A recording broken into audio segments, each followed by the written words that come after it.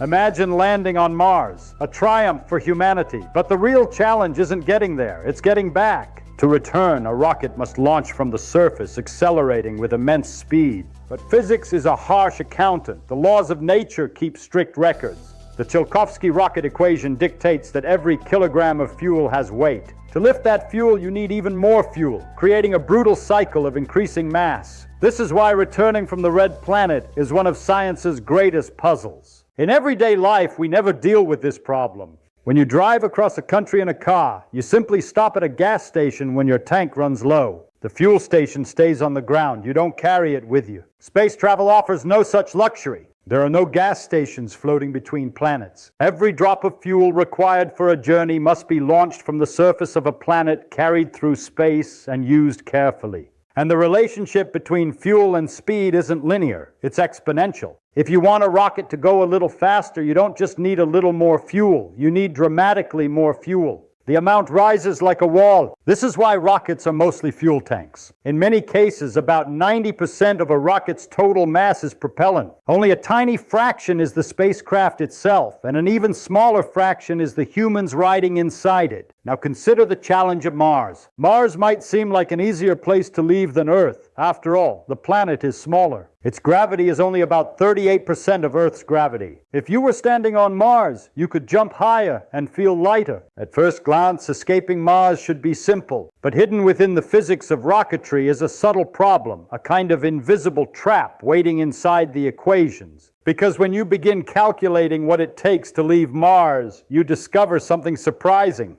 Even though the gravity is weaker than Earth's, it is still strong enough to demand a serious rocket. You cannot simply hop off the planet, and the deeper you follow the math, the clearer the problem becomes. Mars may look like a destination, but according to the cold logic of physics, it behaves more like a place where checking in is easy and checking out is extraordinarily difficult. And to understand exactly why, we have to look closer at the numbers behind the journey. To really understand why returning from Mars is so difficult, we need to look beyond the romantic images of astronauts walking across red deserts and examine the cold mathematics behind the journey. Numbers, when used correctly, tell stories, and in the case of Mars, the numbers tell a very unforgiving one. Let's start with a simple fact. In order to leave Mars and reach orbit around the planet, a spacecraft must reach a speed of about 4.1 kilometers per second. That is the velocity required to climb out of the Martian gravity well and stay in orbit instead of falling back to the surface. 4 kilometers per second may not sound dramatic at first, but think about it for a moment. A high-powered rifle bullet travels at roughly 1 kilometer per second. That means a spacecraft leaving Mars must reach a speed roughly 4 times faster than a bullet.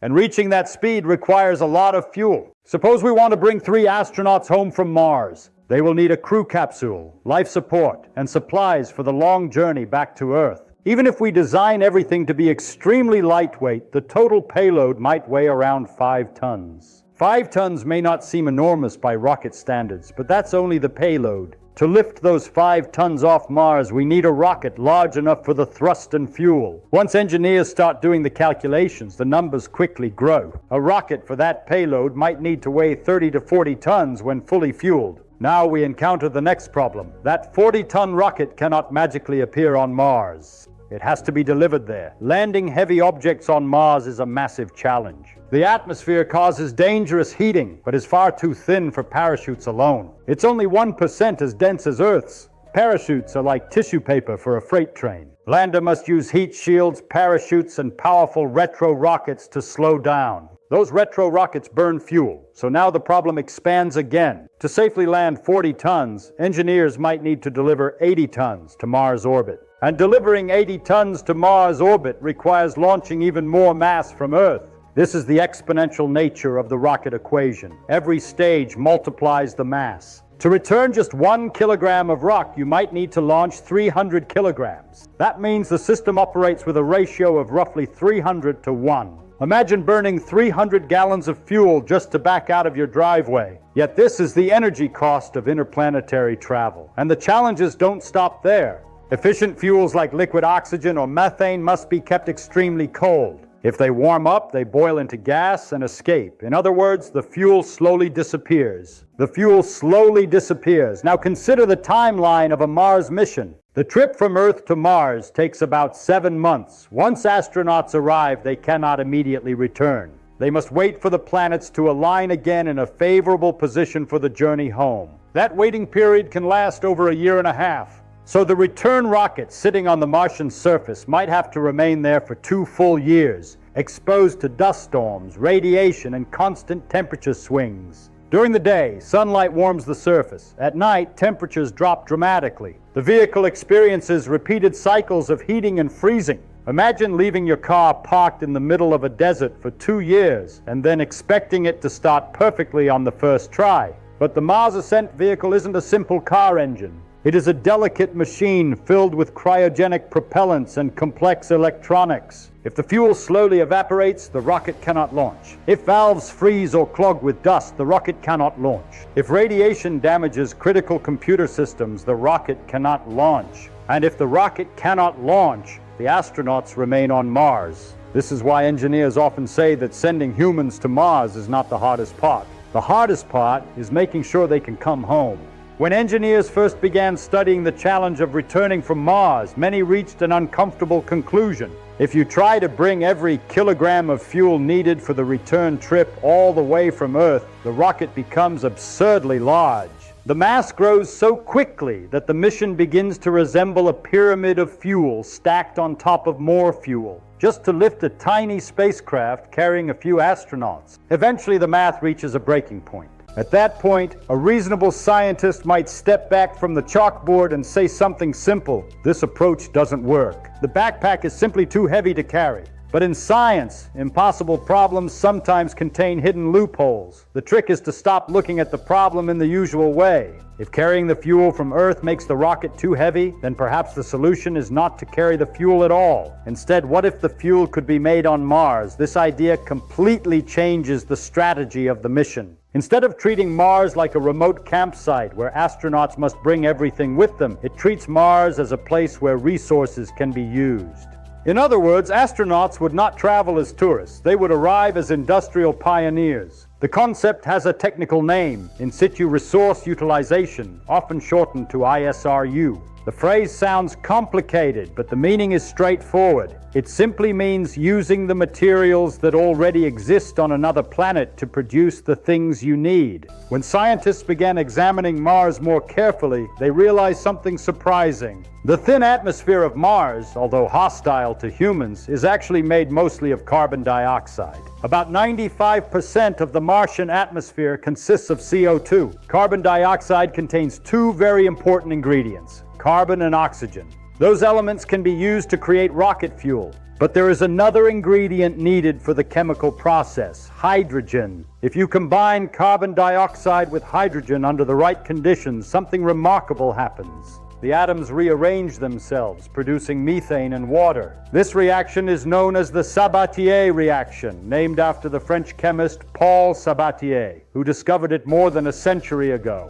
At the time, he was simply studying catalysts and chemical reactions. He certainly wasn't thinking about fueling rockets on Mars. Yet today, his discovery might be the key to making interplanetary travel possible. Here is what the reaction looks like in simple terms. Carbon dioxide plus hydrogen becomes methane and water. Methane is extremely useful because it is a powerful rocket fuel. In fact, modern rocket engines, such as those being developed today, are designed specifically to burn methane together with liquid oxygen. And the reaction produces something else as well: water. That water can be split apart using electricity in a process called electrolysis. When electricity passes through water, it separates the molecules into hydrogen and oxygen. The oxygen becomes the oxidizer needed for the rocket engine. The hydrogen can be recycled back into the Sabatier reaction to produce more methane. This creates a kind of chemical loop. You land on Mars with empty fuel tanks. You gather carbon dioxide from the atmosphere, combine it with hydrogen, and slowly produce methane fuel. The water created during the reaction is split into hydrogen and oxygen, feeding the system again. Over time, the tanks begin to fill. Little by little, the thin air of Mars is transformed into the propellant needed for a rocket. It almost sounds like science fiction. Turning the air of another planet into rocket fuel feels like magic. But in reality, it is simply chemistry powered by electricity. However, as always in engineering, solving one problem reveals another. Look again at the Sabatier reaction. Carbon dioxide is plentiful on Mars. It is everywhere in the atmosphere. That part is easy. But hydrogen is not easy to obtain. Hydrogen is the lightest element in the universe. Its molecules are incredibly small and extremely difficult to contain. If stored as a liquid, hydrogen must be kept near 20 degrees above absolute zero. If it warms even slightly, it begins to boil and escape as gas. If stored as a gas, hydrogen tends to leak through the microscopic spaces between atoms in metal containers. It can even weaken metal structures through a process called hydrogen embrittlement, causing cracks to form in the material. So mission planners face a difficult choice. The first option is to bring hydrogen from Earth. This simplifies the chemistry on Mars, but it creates the challenge of storing extremely cold hydrogen for months during the journey through space. The second option is to obtain hydrogen from Mars itself. Hydrogen is present in the form of water ice buried beneath the Martian surface. There are glaciers of frozen water hidden under layers of dust and soil. But mining that ice is far from simple. The ground on Mars is not soft soil. It is frozen, rock-hard material known as regolith. Temperatures can drop to minus 80 degrees Celsius, turning the surface into something closer to concrete than dirt. Digging through that material would require powerful robotic equipment. And that equipment must operate perfectly in a freezing environment filled with dust and radiation, without human technicians available to repair it. If a machine breaks down during the process, the mission could fail. So even though producing fuel on Mars solves the mass problem of the rocket equation, it introduces a completely new challenge: building a fully autonomous chemical factory on another planet. A factory that must work flawlessly, because if it stops working, the astronauts waiting for their ride home will never leave Mars. Even if we solve the chemistry problem and successfully produce methane and oxygen on Mars, the challenge is still far from over. Having the right molecules is only the beginning. Rockets cannot run on gases floating around in tanks. To be useful as propellant, these gases must be turned into extremely cold liquids. This introduces another difficult layer of engineering: cryogenics. Methane and oxygen only remain liquid at very low temperatures. Liquid oxygen must be kept at around 183 degrees, while methane condenses at roughly 161 degrees Celsius. Mars is certainly cold, but it is not cold enough to maintain these temperatures naturally. The average temperature on Mars is about 60 degrees Celsius. That may sound freezing by human standards, but from a cryogenic perspective, it is far too warm. If the methane or oxygen warms even slightly, the liquid begins to boil. When cryogenic fuel boils, it expands dramatically and turns back into gas. That gas must be vented to avoid an explosion, which means the rocket slowly loses the propellant it worked so hard to create. So the fuel plant on Mars must do more than simply run chemical reactions. It must also include powerful refrigeration systems known as cryocoolers. These machines remove heat continuously, keeping the methane and oxygen cold enough to remain liquid. Now imagine what this means in practice. Mars requires a massive industrial facility to produce fuel. One option is solar power, but Mars only gets 40% of Earth's sunlight and suffers from global dust storms. Nuclear power is a reliable alternative, though launching radioactive material from Earth carries significant political and safety risks. NASA's MOXIE experiment proved we can make oxygen on Mars, but it only produced 6 grams an hour. A human mission needs 30,000 kilograms. Scaling from a toaster-sized device to a massive industrial plant on another planet is our next great challenge. Every valve and sensor must work perfectly on another world. On Earth, if a pump fails in a refinery or a chemical plant, technicians arrive with tools and replacement parts. They repair the system and restart the machinery. On Mars, there are no repair crews waiting nearby. If a critical component breaks down, the entire fuel production process could stop permanently. And if that happens before the astronauts arrive, there will be no fuel waiting for them when they are ready to return. This is why most mission designs include a careful strategy. The fuel plant must arrive on Mars years before the astronauts. The robotic system begins working immediately, producing methane and oxygen slowly over time. Only when the tanks are completely full and mission control confirms that everything is functioning correctly would humans be sent to the planet. In other words, astronauts would not travel to Mars until their ride home was already waiting for them. Because on a planet where help is millions of kilometers away, failure is not just inconvenient. Failure means there is no way back. So let's imagine that everything works. The robotic factory landed safely on Mars years earlier. It spent months quietly humming on the dusty surface, pulling carbon dioxide from the thin Martian air, running the Sabatier reaction,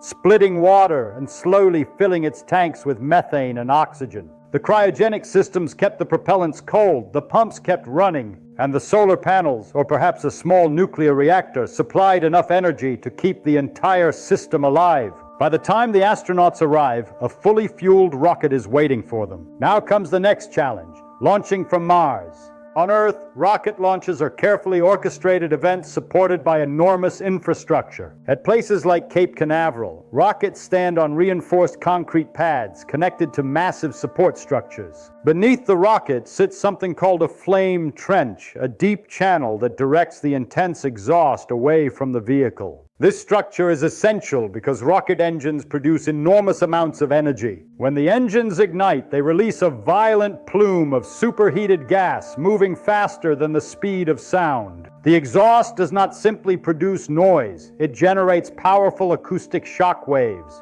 Without protection, those shock waves can bounce off the ground and back toward the rocket, shaking the vehicle so violently that it could tear itself apart. That is why launch pads on Earth include elaborate systems designed to absorb this energy. One of these systems sprays thousands of gallons of water beneath the rocket during liftoff. The water helps absorb the sound waves and reduces the destructive vibrations. Mars offers none of this infrastructure. There are no reinforced launch pads, no flame trenches, and no massive water deluge systems. A rocket launching from Mars must rise directly from the dusty ground.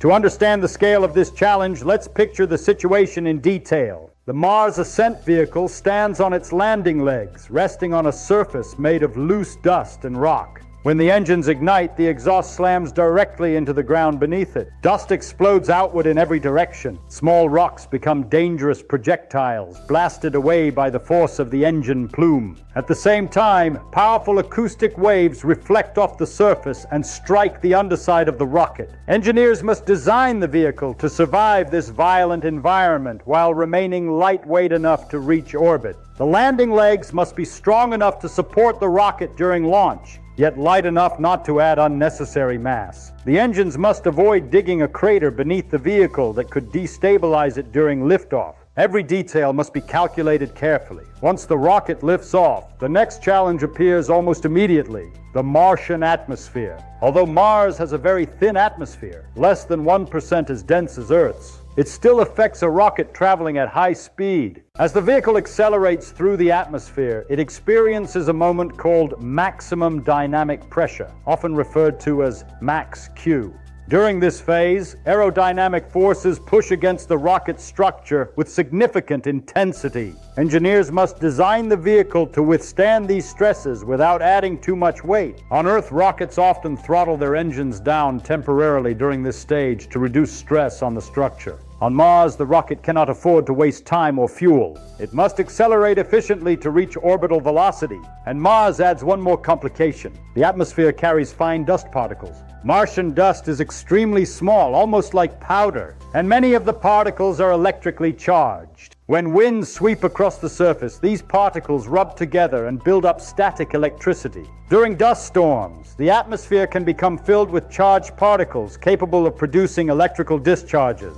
A rocket launching through such an environment may experience intense electrostatic activity. Static electricity can interfere with sensors, damage electronic systems, or disrupt communications between onboard computers and guidance systems. Unlike launches on Earth, where weather conditions can delay a launch for safety reasons, astronauts on Mars may not have that luxury. Launch opportunities are determined by orbital mechanics. The spacecraft waiting in orbit around Mars will pass over the launch site at a precise moment. If the ascent vehicle does not launch at the correct time, it may miss the opportunity to rendezvous with the return spacecraft. In spaceflight, missing the rendezvous point by even a small margin can be catastrophic. Once the rocket reaches orbit, its job is not finished. The vehicle must precisely match the orbit of the larger spacecraft waiting above. This maneuver requires extraordinary accuracy. If the rendezvous fails, the astronauts cannot simply return to the surface. They would remain trapped in orbit with no way home.